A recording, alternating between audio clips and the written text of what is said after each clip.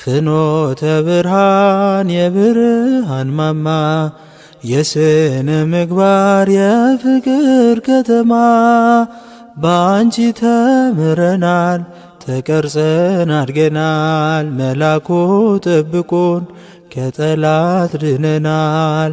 አምላክ አሜን። የጌታችን የመድኃኒታችን ኢየሱስ ክርስቶስ ወዳጆች የእመቤታችን የቅድስት ድንግል ማርያም ልጆች የመላኩ የቅዱስ ሚካኤል ወዳጆች እንደምን ዋላችሁ? እንደምን ሰነበታችሁ? በቸርነቱ ለዚህ ሰዓት ያደረሰን የአባቶቻችን አምላክ ልዑል እግዚአብሔር ስሙ ለዘላለም የተመሰገነ ይሁን። እንደ እግዚአብሔር ፈቃድ ዛሬ የምንማማረው የዐቢይ ጾም 6ኛ ሳምንት ስለሆነው ስለ ገብርኄር ይሆናል። ገብርኄር በሚለው ርዕስ ላይ እንነጋገራለን። መነሻ የመጽሐፍ ቅዱስ ቃል የምናደርገው በማቴዎስ ወንጌል ምዕራፍ 25 ከቁጥር 15 እስከ 30 ድረስ ያለውን ቃለ እግዚአብሔር መነሻ እናደርጋለን። በዚህ ምዕራፍ ላይ ያለው ቃለ እግዚአብሔር እንደዚህ ይላል። አንድ ባለጠጋ ሰው ነበረ ይላል። ይህ ባለጠጋ ሰው ለአገልጋዮቹ ለአንደኛው 5 መክሊት፣ ለሁለተኛው 2 መክሊት፣ ለሶስተኛው 1 መክሊት ሰጠውና ወደ ሩቅ ሀገር ሄደ ይላል። ነግደው እንዲያተርፉ እንደየአቅማቸው 5፣ 2 እና 1 መክሊት ሰጥቷቸው ወደ ሩቅ ሀገር ሄደ ይላል። ከብዙ ጊዜ በኋላ መጥቶ ተቆጣጠራቸው ይላል። በዚያን ጊዜ ሁሉም በሱ ፊት ቆሙ። 5 መክሊት ወስዶ የነበረው መጣና ጌታ ሆይ 5 መክሊት ሰጥተኸኝ ነበረ፣ እነሆ ወጥቼ ወርጄ ሌላ 5 አትርፌአለሁ ብሎ በጌታው ፊት ያንን 5 መክሊት 10 አድርጎ አቀረበ። አንተ ደግ ታማኝ አገልጋይ፣ በጥቂቱ ታምነሃልና በብዙ ሾማ ወደ ጌታ ደስታ ገባ ብሎ አሳለፈው። ሁለተኛውን መጣና እንደዚሁ ጌታ ሆይ 2 መክሊቶችን ሰጥተኸኝ ነበረ፣ ወጥቼ ወርጄ አትርፌ 4 አድርጌአለሁ፣ እነሆ ሀብትህ፣ እነሆ ገንዘብህ አለው። እሱም ልክ እንደ መጀመሪያው አንተ ታማኝ ደግ አገልጋይ፣ በጥቂቱ ታምነሃልና በብዙ ሾማሃለሁ፣ ወደ ጌታ ደስታ ገባ ብሎ እሱንም ወደ ደስታ ገባ ብሎ ሸኘው። ሶስተኛው መጣ፣ በፊቱ ቆመ፣ እንዲህም አለ፣ ጌታ ሆይ አንተ ጨካኝ ነህ፣ ያልዘራኸውን የምታጭድ ያልበተከውን የምሰበስብ ጨካኝ እንደሆንክ ስላወቅኩኝ ገንዘብህን ወስጄ ጉድጓድ ቆፍሬ አስቀመጥኩት፣ እነሆ ገንዘብህ ብሎ ለጌታው ያችኑ መጀመሪያ የተቀበላትን 1 ዲናር እንዲሰራባት እንዲያተርፍባት የተሰጠችውን ያችኑ ዲናር መልሶ ወደ ጌታ ዘንድ አመጣ። ያም ጌታ እንዲህ ብሎ ወቀሰው፣ አንተ ክፉ ባሪያ፣ አንተ ሀኬተኛ ባሪያ፣ እኔ ያልዘራሁትን የማጭድ ያልበተንኩትን የምሰበስብ ክፉ መሆኔን ታውቅ ነበርን? ገንዘቤን ስለምን ወሰድክ? በሉ የዚህን ሰው ገንዘብ ውሰዱት፣ 10 ላለው ስጡት፣ ያላለው ይሰጠዋል ይጨመርለታል፣ ለሌለው ያ ያለው እንኳን ይወሰድበታል። ይህንን ክፉ ሀኬተኛ ባሪያ አውጥታችሁ ወደ መከራ ወደ ስቃይ ወደሚያይበት ቦታ ላኩት አላቸው። ይህ በወንጌሉ የምናየው ነው። በዛሬው ዕለት ገብርኄር ብላ ቤተክርስቲያን የምታስተምረን በዚህ መጽሐፍ ቅዱስ መነሻ ነው። እዚህ ጋር በጣም ብዙ ሰፊ የሆነ አስተምሮ ቅድስት ቤተክርስቲያን ታስተምራለች። የመጀመሪያው የምንማረው ትምህርት በቤተክርስቲያን ስራ ፈትነትን ቤተክርስቲያን እንደማታበረታታ፣ ቤተክርስቲያን የስራ ፈቶች ቦታ እንደሌላት በግልጽ የሚያስተምረን ነው። ይህ ሰው ለነዚህ ለ3 ሰዎች እንዲሰሩ ነው ሀብት የሰጣቸው። ቅድስት ቤተክርስቲያን ብዙዎች እንደሚያስቧት ምዕመኖቿን ስራ የምታስፈታ፣ በዓላትን የምታበዛ፣ ሰዎች እንዳይሰሩ የምታደርግ፣ ለልመና እጃቸውን እንዲዘረጉ የምታበረታታ አይደለችም። በዚህ ሳምንት የሚሰበከው ስብከት ቤተክርስቲያን ምን ያህል ሰዎች ለስራ እንዲተጉ ለአገልግሎት እንዲተጉ ካልሰሩ ደግሞ እንዴት አድርገው እንደሚወቀሱ የምንማርበት የምናስተምርበት ነው። እንደዚሁም ሰንበት ትምህርት ቤት ብዙዎች አንዳንድ ሰዎች ሰንበት ትምህርት ቤት ስራ የፈቱ ከትምህርት የተጓጎሉ ሙያ ያጡ የሰነፉ ሰዎች የሚሰበስቡባት ቦታ ነች ብለው የሚያስቡ አሉ። አይደለም። ቤተ ክርስቲያን ይህን አታስተምርም። ሰንበት ቤትም ይህን አታስተምርም። ይህንን ነው የምናየው። ሐዋርያው ቅዱስ ጳውሎስ እንዲህ እያለ ይናገራል። ለተሰሎንቄ በላከው መልእክቱ ላይ ይህንን ነገር አበክሮ ሲናገር እንመለከታለን። እንዲህ ይላል፣ ደግሞም ከእናንተ ጋር ሳለን ሊሰራ የማይወድ ቢኖር አይብላ ብለን አዘናችሁ ነበርና ያለ ሥርዓት ከእናንተ ዘንድ የሚሄዱ ስለ አንዳንዶች ሰምተናል።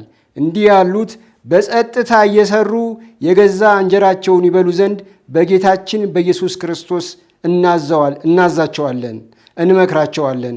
ወንድሞች ሆይ እናንተ መልካም ሥራን ለመስራት አትታክቱ ይላል። ቤተ ክርስቲያን ሳይሰሩ የሚበሉባት ሰዎች የሚሰበስቡበት ቦታ አይደለችም። በመጣን ጊዜ ባስተማርናችሁ ጊዜ በእናንተ መካከል ሊሰራ የማይወድ ቢኖር አይብላ ብለን አዘናቸዋል። ስለዚህ ሁሉ መስራት አለባቸው። ቤተ ክርስቲያን ይህን የምታስተምረን ሊሰራ የማይወድ ቢኖር አይብላ ብላ ታስተምራለች ቤተ ክርስቲያን። በዚህ በገብርኄር ሳምንት የምንማረው ይህንን ነው። ጌታችን መድኃኒታችን ኢየሱስ ክርስቶስ በማቴዎስ ወንጌል ምዕራፍ 20 ከቁጥር 1 ጀምሮ ስናነብ ይህንኑ አግሉቶ አስፍቶ ያስተምረናል። ጠዋት ተነስቶ ወጣ ይላል። መንግሥተ ሰማያት የወይን አትክልተኛን ሊቀጥር ማልዶ የወጣ ሰውን ትመሰላለች ይላል። በጠዋት ወጣና አንድ ሰውን አገኘ፣ ስራ ቀጠረው። ሂድ ወደ ወይኔ ቦታ ላይ ሂድና ስራ፣ 1 ዲናር እከፍልሃለሁ ብሎ ላከው ይላል። 3 ሰዓት ላይ ሲወጣ አንድ ስራ ፈት መንገድ ላይ ቆሞ መንገድ ላይ ተቀምጦ አገኘው። ስለምን መንገድ ላይ ትቀመጣለህ? ስለምን መንገድ ላይ ትቆማለህ? ወደ ወይኔ ቦታ ሂድና ስራ ብሎ ወደዛ አሰማራው። 6 ሰዓት ላይም እንደዚሁ፣ 9 ሰዓት ላይም እንደዚሁ፣ 11 ሰዓት ላይም ወጥቶ ስራ የፈታውን ሲያገኝ ስራ እንዲሰራ ወደ ወይኒ ቦታ አሰማራው ነው የሚለው። እንዲያገለግል፣ እንዲሰራ፣ ታማኝ ሆኖ ስራውን እንዲሰራ፣ መንገድ ላይ ያለ ስራ እንዳይቆም እንዳይቀመጥ አደረገው ነው የሚለው። እነዚህ ሁሉም ስራቸውን ከሰሩ በኋላ የሚገባቸውን ዋጋ እንዳገኙ ቅዱስ ቤተ ክርስቲያን ቅዱስ መጽሐፍ ይህንን በስፋት ያስተምረናል። ቤተ ክርስቲያንም ይህንን ነገር ነው የምታስተምረን፣ ይህንን ነው የምትነግረን። በዚህ በገብርኄር ሳምንት ስንማር ይህንን ነው የምንማረው። ታማኝ አገልጋይ እንድንሆን፣ ታማኝ ባሮች እንድንሆን ታስተምረናለች ቤተ ክርስቲያን። እንደዚሁም በሊቀ መልአክ በቅዱስ ሚካኤል ድርሳን ላይ እንደምናነበው አንድ ሰው ነበረ ይላል። ይህ ሰው ስራ የማይወድ ሰነፍ ነው። ነገር ግን ዘወትር እየመጣ ቅዱስ ሚካኤልን ይዘበዝበው ነበረ። ቅዱስ ሚካኤልን ይጨቀጭቀው ነበረ። ቅዱስ ሚካኤልም እንዲህ ብሎ መለሰለት ይላል በድርሳኑ ሁላችንም እንደምናነበው የቅዱስ ሚካኤል ወዳጆች፣ እባርክልህ ዘንድ ምን ስራ አለህ አለው። ምን ትሰራለህ? መጥተህ እንዲህ የምትዘበዝበኝ፣ ዘወትር እንደዚህ ያልክ የምትለምነኝ የምትሰራው ስራ ምንድን ነው? ምን አይነት ስራ ትሰራለህ ብሎ የጠየቀው። እኛ ወደ ቅዱስ ቤተ ክርስቲያን ስንመጣ ስራ ለመፍታት ሳይሆን ያለችንን ጥቂት ነገር ለማስባረክ ባለችን ጥቂት ነገር ለማገልገል እንጂ በስራ ፈትነት ወደ ቤተ እግዚአብሔር የምንመጣ እንዳይደለ ድርሳናቱም መጽሐፍቱም ይነግሩናል፣ ያስተምሩናል። ታማኝ አገልጋይ መሆን እንዳለብን ያስተምሩናል። ይሄ ትምህርት በብዙ አይነት መንገድ እንማርበታለን። ሊቃውንቱ ይህንን በትርጓሜ ሲያመጡት ምን ይላሉ? ባለ 5 የተባሉት ሊቃነ ጳጳሳት ናቸው ይላል። ሊቃነ ጳጳሳት ጳጳሳትን፣ ካህናትን፣ ዲያቆናትን ይሾማሉ፣ አጥምቀው ያቆርባሉ። ባለ 5 ተብለዋል ይላል። ባለ 2 የተባሉት ደግሞ ካህናት ናቸው። ካህናት አስተምረው ናዘው አጥምቀው ያቆርባሉና ባለ 1 የተባሉት ደግሞ ዲያቆናት ናቸው። ዲያቆናት ለአገልግሎት ይፋጠናሉና ይላል። አንድም ይልና ደግሞ ባለ 1 የተባለው ይሁዳ ነው ይላል።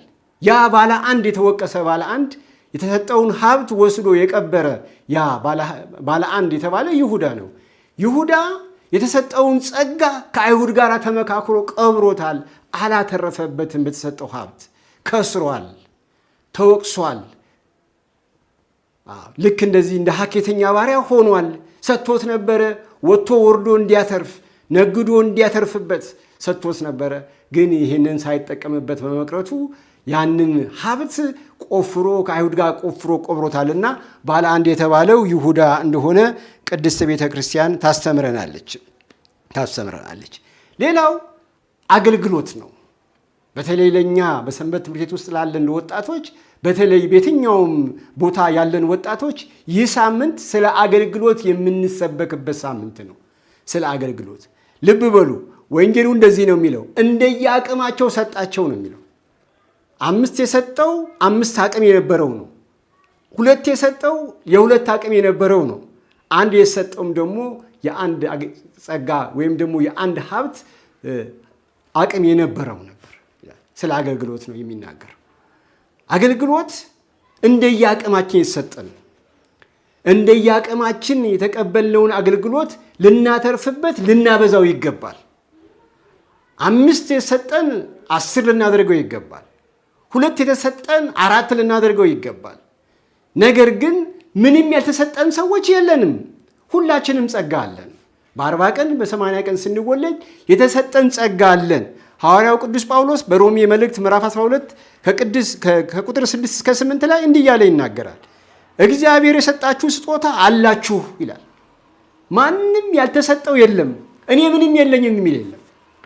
እግዚአብሔር ምንም ሳይኖረን ወደዚች ምድር አላመጣንም። እግዚአብሔር የሰጣችሁ ስጦታ አላችሁ። ትንቢት የሚናገር እንደ እምነቱ መጠን ትንቢትን ይናገራል። የሚያስተምር እንደ እምነቱ መጠን ያስተምራል። የሚመክር እንደ እምነቱ መጠን ይመክራል። የሚያገለግል እንደ እምነቱ መጠን ያገለግላል። የሚያመሰግን ወይም ደግሞ የሚዘምርም እንደዚሁ ይዘምራል ካለ በኋላ የተሾመ ደግሞ በማስተዋል ግዳጁን ይወጣ ይላል። የተሾመ በተለያየ አገልግሎት ላይ ተሾመ። በሰንበት ትምህርት ቤት በቤተ ክርስቲያን ውስጥ የተለያዩ የአገልግሎት ዘርፎች አሉ። በነዛ ላይ ሁሉ ተሾመናል። የተሾምንበት አገልግሎትን በማስተዋል ልንወጣው ይገባል። አገልግሎት ነው።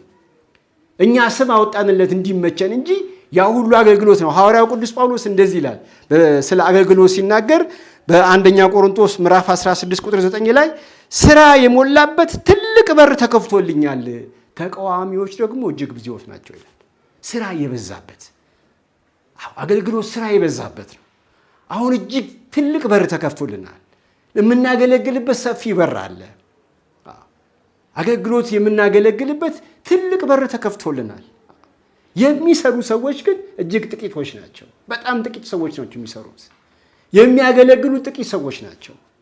ለዚህ ነው ጌታ በወንጌሉ መከሩ እጅግ ሰፊ ነው፣ ሰራተኞች ግን ጥቂቶች ናቸው ነው ያለው። መስራት እንዳለብን እጅግ ሰፊ የሆነ አገልግሎት አለብን። እጅግ ሰፊ የሆነ ስራ አለብን። በዚህ ዘመን እጅግ ሰፊ የሆነ ስራ አለ። ወጣቱን ወደ ቤተ ክርስቲያን የመመለስ፣ በቤተ ክርስቲያን ያለውን የማጽናት፣ ያዘነውን የማረጋጋት፣ የተቸገረውን የመርዳት፣ የመጎብኘት ሰፊ የሥራ ዕድል ተከፍቶልናል። ይህንን በማስተዋል ልናገለግል ይገባል። አገልግሎት ከየት ነው የሚጀምረው? መልካምነት ከየት ነው የሚጀምረው? አንተ መልካም አገልጋይ፣ አንተ ደግ አገልጋይ እንድንባል የት ነው መጀመር ያለብን? አገልግሎት በአጥር በቅጥር የተወሰነ አይደለም። በሰፈር በበዓል በዓመት በዓል የተወሰነ አይደለም። ብዙዎች ካለማወቅ የተነሳ አገልግሎትን በአጥርና በቅጥር በበዓልና በአውደ ዓመት አድርገውታል። ለዚህ ነው አንዳንድ ጊዜ በሰንበት ቤት አካባቢ፣ አንዳንድ ጊዜ በቤተ ክርስቲያን አካባቢ በበዓላትና በአውደ ዓመት ብቻ ሰዎች ይታያሉ። ለአገልግሎት ሲፋጠኑ እንመለከታለን። ከዛ በኋላ ግን አይኖሩም። አገልግሎት በዚህ ብቻ አይደለም። የሚታይ አገልግሎት እያገለገልን ሰዎችን ወደ ቤተ እግዚአብሔር የምንመልስበት ሰፊ መድረክ አለ። ዓለም ሰፊ የአገልግሎት መድረክ ነች። ሰፈራችን ሰፊ የአገልግሎት መድረክ ነው። ትምህርት ቤታችን ሰፊ የአገልግሎት መድረክ ነው። ቤታችን ሰፊ የአገልግሎት መድረክ ነው። የምንሰራበት ቦታ ሰፊ የአገልግሎት መድረክ ነው። ክርስቶስን የምንሰብክበት፣ መልካም ስራችንን የምንገልጥበት ቦታ ነው። መልካም ስራችሁን አይተው በሰማይ ያለው አባታችሁን ያከብሩ ዘንድ ብርሃናችሁ እንዲሁ በሰው ፊት ይብራ የተባለው ለዛ ነው። ብርሃናችን የሚበራ የሚታይ ምልክት መሆን አለበት አገልግሎታችን። መልካም አገልጋይ ማለት ገብርኄር ተብለን እንድንመሰገን አገልግሎታችን የሚታይና ምልክት የሚሆን መሆን አለበት። ጌታ እንደዚህ አለ። የፋሲጋን እራት የት እንድንበላ ትወዳለህ ብሎ ጠየቁት ደቀ መዛሙርቱ። እንዲህ አላቸው፣ ወደ ከተማ ግቡ። ወደ ከተማ ስትገቡ ማድጋ ተሸክሞ የሚሄድ አንድ ጎልማሳ ታገኛላችሁ መንደር ውስጥ። እሱን ተከትላችሁ ሄዳችሁ እሱ የሚገባበት ቤት ገብታችሁ እዛ አዘጋጁልኝ አላቸው። ቅዱስ ማርቆስ ነበር። ቅዱስ ማርቆስ አገልግሎቱ ቤት ውስጥ ነበር። እናቱን የሚያገለግል ነበር። ጌታን ምልክት አደረገው በማገልገሉ። እኛ አገልጋዮች ነን። አገልግሎታችን ግን የት ነው ያለው? በሰፈራችን እያገለግልን ያለ ነው። በቤታችን እያገለግልን ያለ ነው። ምስክሮች አሉን። እንታያለን ስናገለግል። ከነጠላችን በኋላ አገልግሎት አለን። ከቤተ ክርስቲያን በኋላ አገልግሎት አለን። በምንሰራበት ቦታ የቤተ ክርስቲያን ልጅነታችን ይገለጣል። በስራ በመልካምነት ይገለጣል። በበጎነት ይገለጣል። ምልክት ሆነናል። አንተ በጎ አገልጋይ የምንባለው እንዲህ ስንሆን ነው። መክሊታችንን በየቦታው ሄደን ስናተርፍበት፣ በየቦታው ሄደን ስንገበይበት፣ የተሰበረ መንፈስን ለእግዚአብሔር መስዋዕት አድርገን ስናመጣበት አንተ በጎ አገልጋይ እንባላል። ደግሞ የሰጠን አገልግሎት እንደየ አቅማችን ነው። ይህንን በደንብ አጽንኦት ሰጥተን መስማት አለብን። እንደየ አቅማቸው ሰጣቸው ነው የሚለው። በሉቃስ ወንጌል ምዕራፍ 7 ላይ ደግሞ የምናገኘው አንድ ታሪክ አለ። ቁጥር 5 ላይ አንድ ታላቅ የመቶ አለቃ ነበር ይላል። ይሄ ሰው ብላቴናው ታመመበት ይላል። ከዛ በኋላ ሽማግሎቹን ወደ ጌታ ዘንድ ላከ፣ ልጁን እንዲፈውስለት፣ አገልጋዩን እንዲፈውስለት። እነዛ ሽማግሎች ሄደው ጌታን ምንድን ያሉት? ጌታ ሆይ ለዚህ ሰው ልታደርግለት ይገባል፣ ሕዝቡን ይወዳል፣ ለሕዝቡም ደግሞ ምኩራብ ሰርቶላቸዋል ብለው መሰከሩለት ይላል። በሰፈሩ ያሉ ሰዎች ሄደው ለዚህ ሰው ምስክር ሆኑ። በምንኖርበት አካባቢ እኛ በምንድን ነው የምንታወቀው? ሰዎች ለእኛ ምንድን ነው የሚመሰክሩት? ምንድን ነው የኛ ፍሬ? ምንድን ነው የኛ ጸጋ በሰዎች መካከል? አያችሁ፣ ገብርኄር ማለት ይሄ ነው። ቤተ ክርስቲያን የሰጠችውን ሀብት ይዞ መንደር ውስጥ ፍሬ የሚያፈራ፣ ሰፈር ውስጥ ፍሬ የሚያፈራ፣ ከዛም አልፎ እነዛ ምስክር እስኪሆኑ ድረስ ስለ እሱ ምስክር፣ ይሄ የቤተ ክርስቲያን ልጅ ነው፣ ይሄ የቅዱስ ሚካኤል ልጅ ነው፣ ይሄ የእግዚአብሔር ልጅ፣ ይሄ ክርስቲያን ነው፣ እንዲህ ይገባዋል እስኪባል ድረስ ይህ ሰው አገልጋይ ነበር። ህዝቡን ይወዳል። የህዝቡን ባህል ያከብራል። የህዝቡን እሴት ይጠብቃል። ከህዝቡ ጋር አንድ ሆኖ ይኖራል። በማህበረሰብ ውስጥ ቅቡል ሆኖ ነው የሚኖረው። አገልጋይ ማለት እንደዚህ ነው። ምስክር ያለው ነው። ስራው የሚመሰክርለት ነው። ስራው ብርሃን ሆኖ የሚያበራ፣ በሱ ምክንያት በሰማይ ያለው አባት የሚመሰገንበት ነው። በወንጌሉ ቅድም እንዳልነው መልካሙን ስራችሁን አይተው በሰማይ ያለውን አባታችሁን ያከብሩ ዘንድ ብርሃናችሁ እንደዚሁ በሰው ፊት ይብራ እንዳለ አተረፈ። 5 አትርፎ መጣ። ወጥቶ ወርዶ ደክሞ ሰርቶ አተረፈ።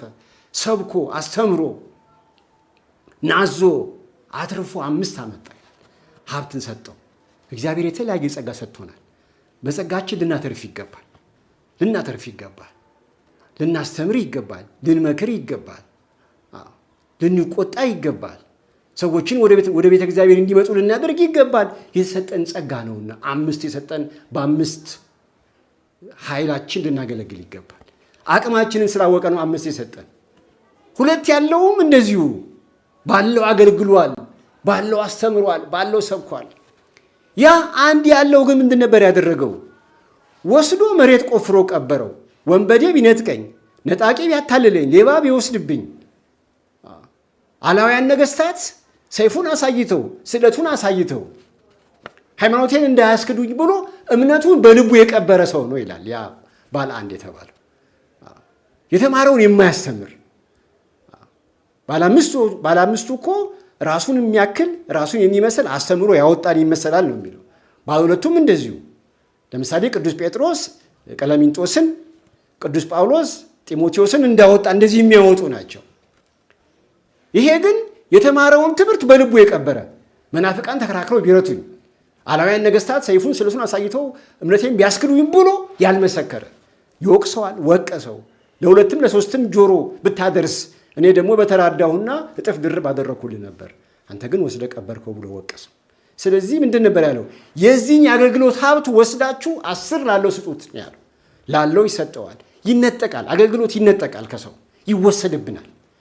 ብዙዎች የተወሰደባቸው እኮ አሉ።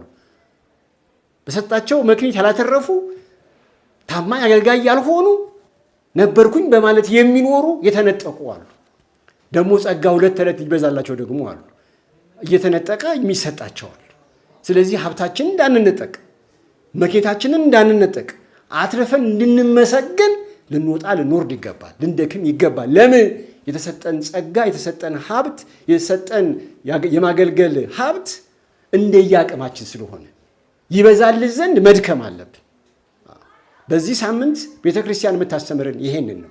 ታማኝ አገልጋይ መሆን አለብን። ስናገለግል በማንኛውም ጊዜ መሆን አለብን። እግዚአብሔር ይህንን አገልግሎት ያያል፣ ይህንን አገልግሎት አያይም ሳንል ነው ማገልገል ያለብን። ቅዱስ እስጢፋኖስን እንመልከተው። ወጣት ነበረ።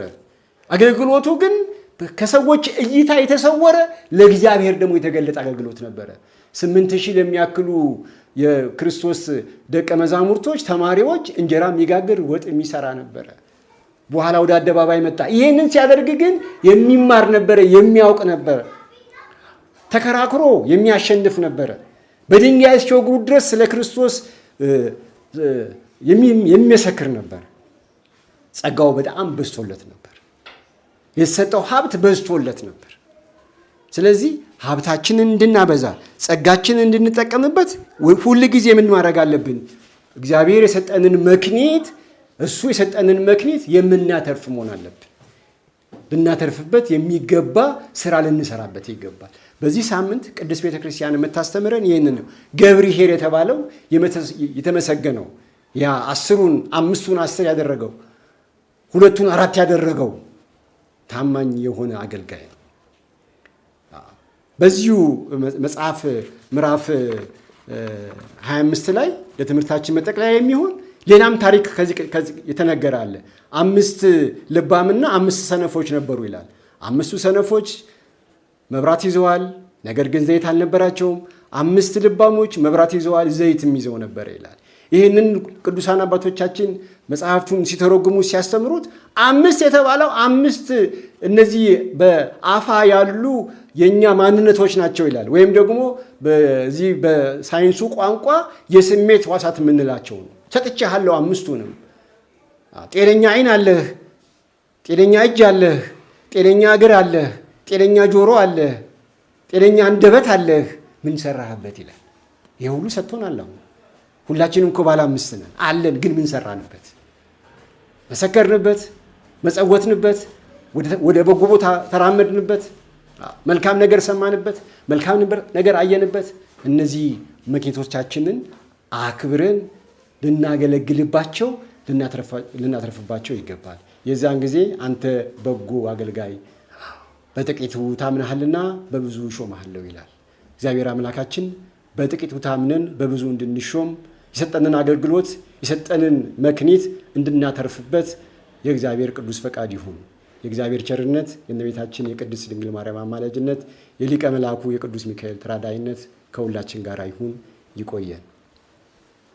ፍኖተ ብርሃን የብርሃን ማማ የስነ ምግባር የፍቅር ከተማ በአንቺ ተምረናል ተቀርጸን አድገናል። መላኩ ጠብቆን ከጠላት ድነናል።